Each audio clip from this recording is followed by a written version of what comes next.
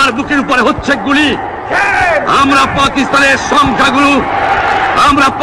সংখ্যাগুরু।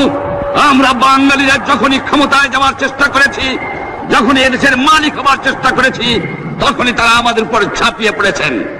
তারা আমাদের ভাই। আমি বলেছি তাদের কাছে এই কথা যে আপনারা কেন আপনার ভাইয়ের বুকে গুলি মারবেন? আপনাদের রাখা হয়েছে যদি বহিঃশত্রু আক্রমণ করে তার থেকে দেশকে রক্ষা করার জন্য।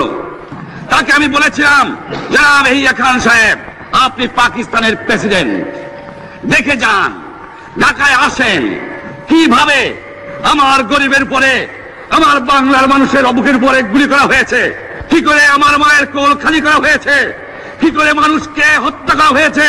আপনি আসুন, দেখুন, বিচার করুন, তারপরে আপনি ঠিক করুন। আমি এই কথা বলেছিলাম। তোমরা আমার ভাই, তোমরা বেড়াকে থাকো, কেউ তোমাদের কিছু বলবে না, কিন্তু আর আমার বুকের উপর গুলি চালাবার চেষ্টা করো না, ভালো হবে না। 7 কোটি মানুষকে চাপায় রাখতে পারবো না। আমরা যখন মরতে শিখেছি তখন কেউ আমাদের দমাতে পারবে না। মনে রাখবেন, শত্রু বাহিনী ঢুকেছে, নিজেদের মধ্যে আত্মকলহ সৃষ্টি করবে, লুটপাট করবে। এই বাংলায় হিন্দু, মুসলমান, বাঙালি, নন বাঙালি যারা আছে তারা আমাদের ভাই।